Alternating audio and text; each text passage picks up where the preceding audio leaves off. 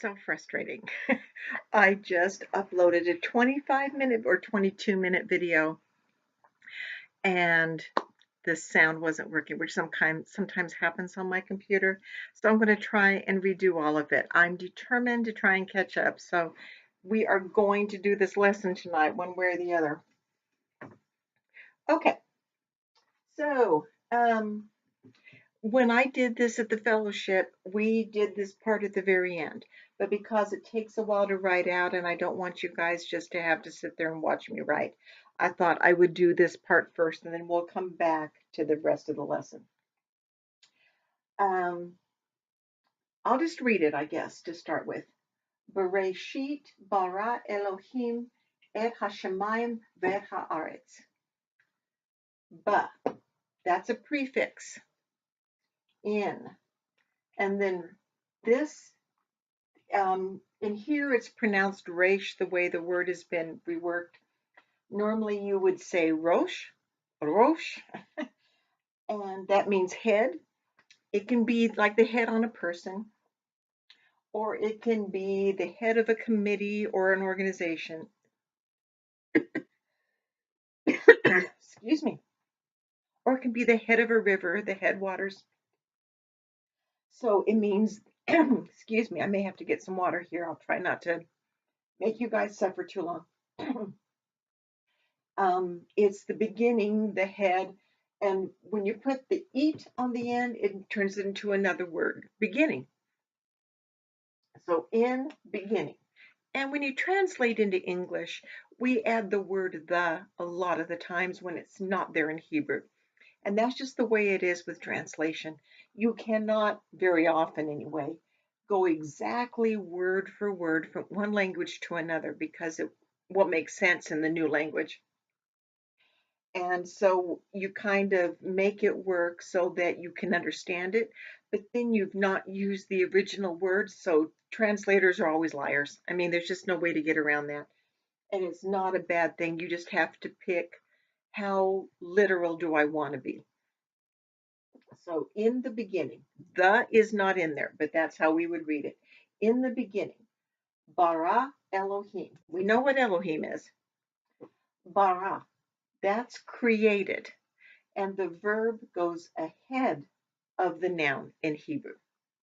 So this means he created. Who did it? Elohim. So bara. This is one thing. Well, I'll come back to it. Bara Elohim, and then et is a word that we don't have in English. It's not. It's not a word you can translate. It's a marker for a direct object because in Hebrew you can kind of mix up the order of the word sometimes and it will still make sense. And eight tells you that whatever word follows it immediately is the direct object of wherever the verb is. So Elohim created what? Et hashemayim, the heavens. And what else did he create? Another eight. The eight haaretz. Oh, and that's and the earth. Okay, so the thing about this verse is that, as far as, in my opinion, the whole gospel's taught in the first verse. Let's see what we can come up with here. I'll start with, okay, Elohim. The I am, as we would translate it, the im, is a plural masculine ending, not dual, but plural. And we always think of God in the plural, but bara, that's a singular verb. Plural noun, singular verb, always used with Elohim, unless in the text you're talking about many gods that are idols or whatever, and then you'd use the plural. But when it comes to the one true God, it's always a singular verb. So you have in the by the third word in the Bible, God is one. He's three, he's plural. There are three, have to be at least three to be an Elohim. But he's one. And I don't know that that teaches the Trinity the way a lot of Christians would interpret it, but God is one, God is Echad, is taught immediately. Then, okay, so that's God the Father. Where's God the Son? Right here. Because Aleph and Tav. Aleph is the first letter of the alphabet. Tav is the last letter of the alphabet. And in Revelation, when John is recording things and he says that Yeshua appeared to him and said, I am the Alpha and the Omega. Okay, Yeshua was Hebrew. John was Hebrew. They both spoke Hebrew. So in this revelation, Yeshua was going to speak Greek, of course. No, he probably spoke Hebrew. And he probably didn't say Alpha and Omega. That's the way it's been handed down to us. But he probably said, I am the Aleph and the Tav. I am the Word. I am all the things that are written. I am the voice. I am the living Torah. So here he is. And I said that this is a word that is used as a direct object marker. So when you go through the Bible or when you use it in modern Hebrew, not every single time you use this word is it a messianic reference. Like if you say the dog chewed the bone, you'd have the dog chewed at the bone. But there's nothing messianic in that sentence. So don't read something into it that isn't there. But sometimes it's pretty significant. And the reason I like it here, how many words are there? I don't know if you can tell if it shows up that well. 1, 2, 3, 4, 5, 6, 7. Now 7 has all kinds of meanings. But for our purposes right here, let's talk about how many millennia men are going to be on the earth by the time it's all done. 7. So when did Yeshua come? In which millennia? 1, 2, 3, the fourth. There he is. He came in the fourth millennia. When's he coming back? 5 at the end of the sixth. We're waiting momentarily. This is going to happen. And after he came, so he came in the fourth millennium. And then where did he go? Hashemayim. He went into the heavens. And when he comes back, where's he going to remain? On the earth. That tells where he's going to be. And I thought of something else. When I did this video a few minutes ago, I said, I know there was something else we talked about. And I thought of it. Now I can't remember it again. I will mention that Shemaim, meaning heavens. We will get to this in just a minute when we get into the regular words that we're going to study. But Mayim means water. And the Sheen can mean a lot of things, but one of the things it can mean is it's an abbreviation for who is, where is, belongs to. I mean, it's just it's a all-purpose word, especially in modern Hebrew. But here you have the where there is water, because the heavens aren't just some other dimension out there. The heavens are where the birds fly. The birds of the heavens are things that is a phrase that you will see in the Bible. And where does the rain come from? Where do we get our water? From Shemaim, from where the water is, from the heavens. So that describes heavens. What was the other thing? Oh, I remember. Yes. Okay, in the beginning, God created Aleph Tav. The first thing he did was create the alphabet, because it was through his words, through this spoken word, that everything else came into existence. So the first thing that had to happen is there were words. So that's the next thing that happened.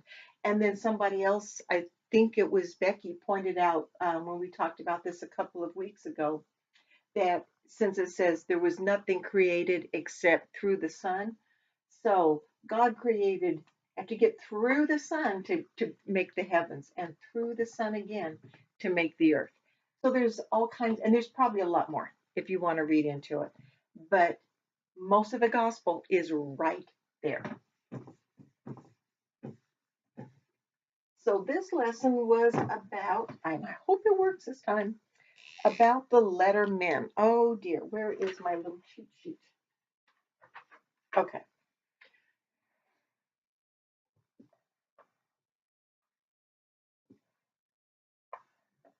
Okay, here's the letter mem. And it has two forms, the one that you see most of the time, and then the Sofit form. This is what you'll see at the end of a word.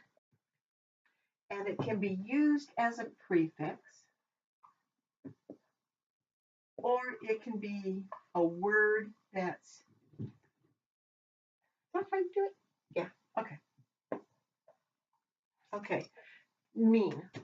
That means from. So sometimes you'll see it abbreviated just as ma whatever. And then also um, the mem at the beginning of a word. I've mentioned this a couple of other times. Not always. It can mean a lot of things. But one place in my mind where I go to first when I'm trying to figure out a word, sometimes this at the beginning of something means the place where or the place of. It takes the verb and turns it into a noun that's a place. Not always, but often. So that's when you're trying to figure out what the heck a word is, that's a place to start. And an important word, um, none of us would be here without one.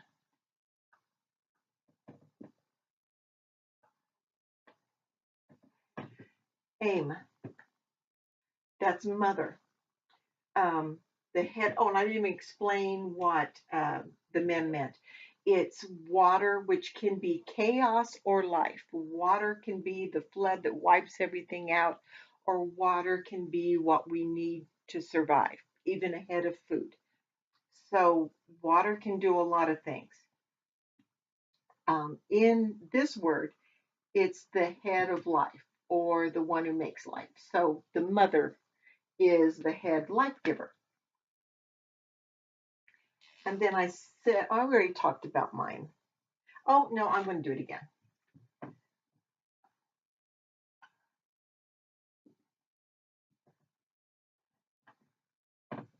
That's just that, right? Okay. Mayim. Water is always a plural word. We might say the waters or the water, but in Hebrew, it's always plural, waters. But it can be used as a glass of water, but you'd say a glass of waters. And I'm going to use mine again. And we're going to do a little review.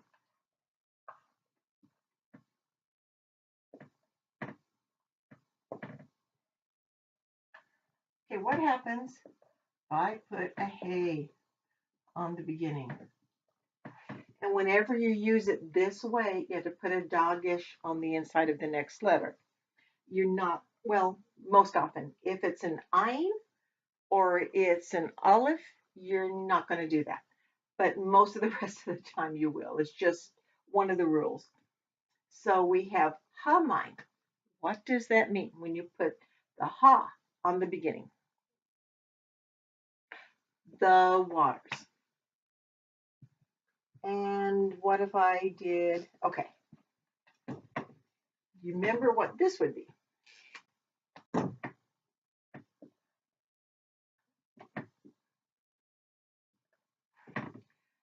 Bemayim.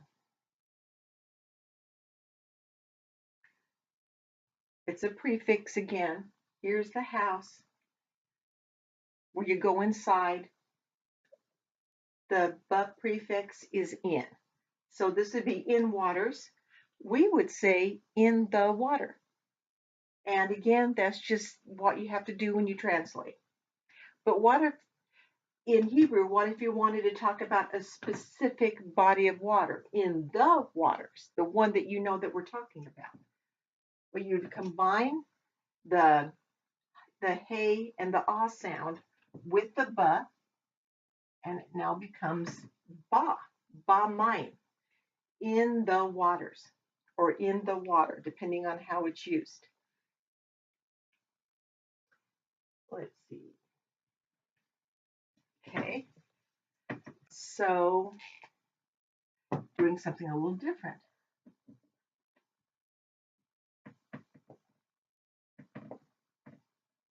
Hey gets used for all kinds of things. So here it is on the end, as well as on the beginning. Hamaima. What is that? Toward the water, in the direction of the water.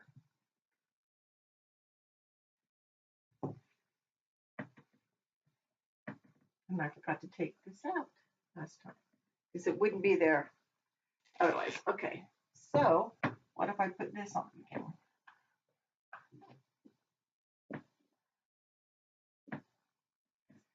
Mean, mine. From, and what again, we would probably say the water or from water.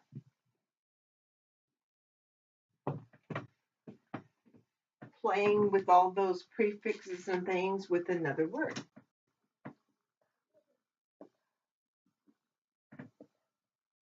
And okay.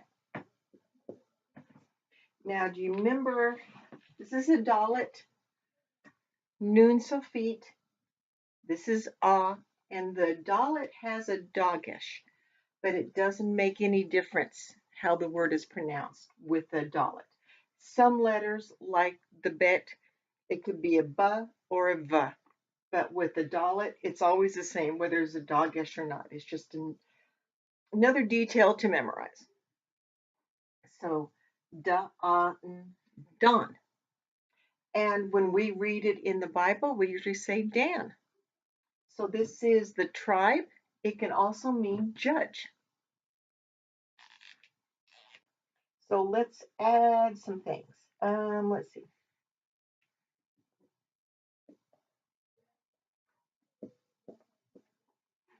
Ledan.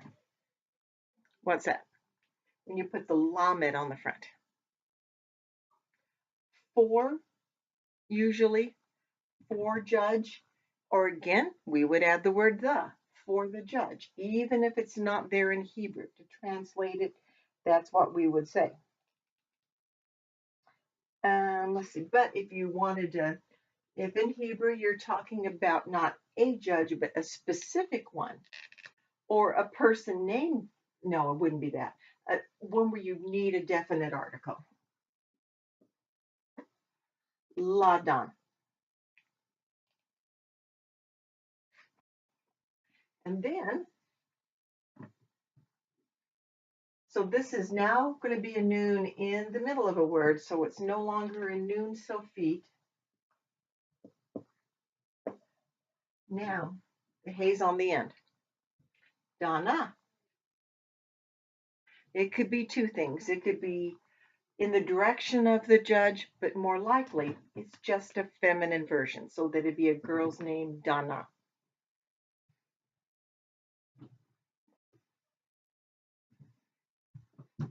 And one more set of words along the same lines.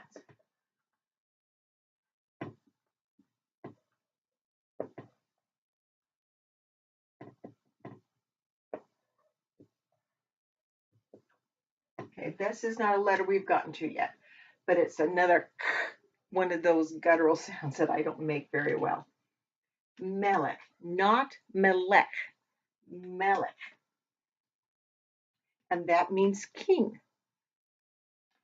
So I'm going to change this one a little bit. And since it's going to be in the middle of the word now, change that.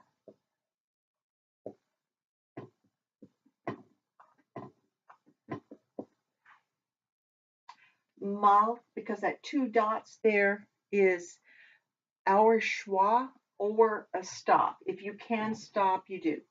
Malcha. So what is malcha? And it's not in the direction of a king.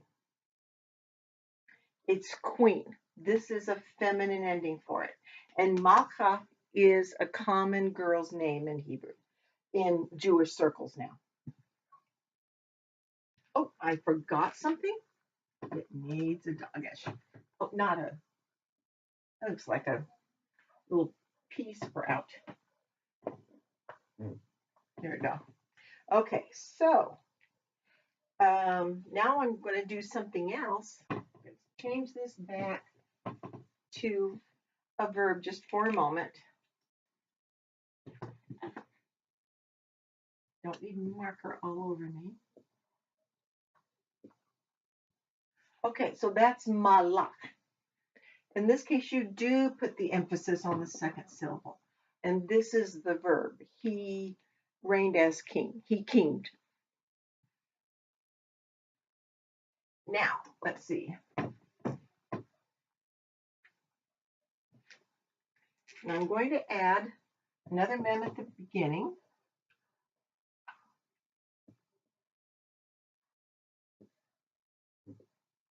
And what kind of, okay.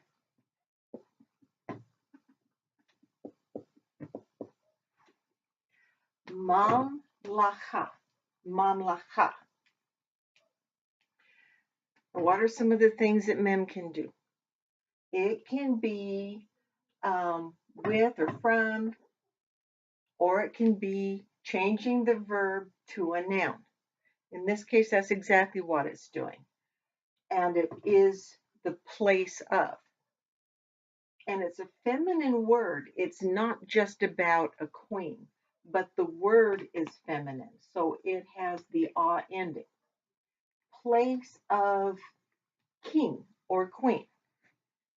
It is a kingdom. It's the area of land where a king reigns.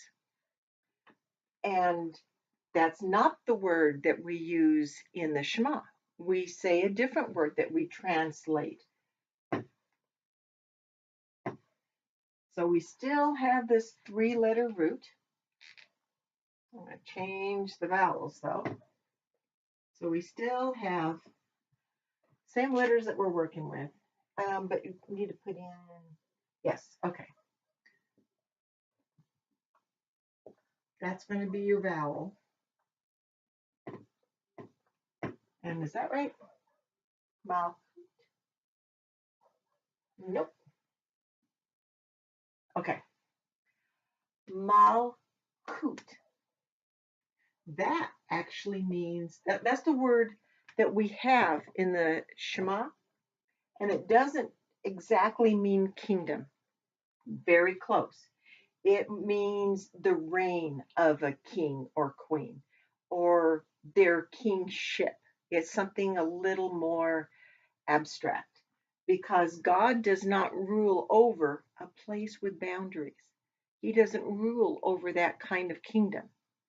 His kingdom is all of time and space.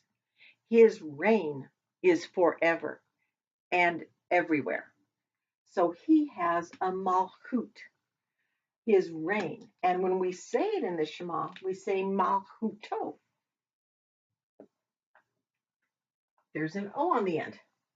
And that just is a suffix meaning his. Malchut, his kingdom.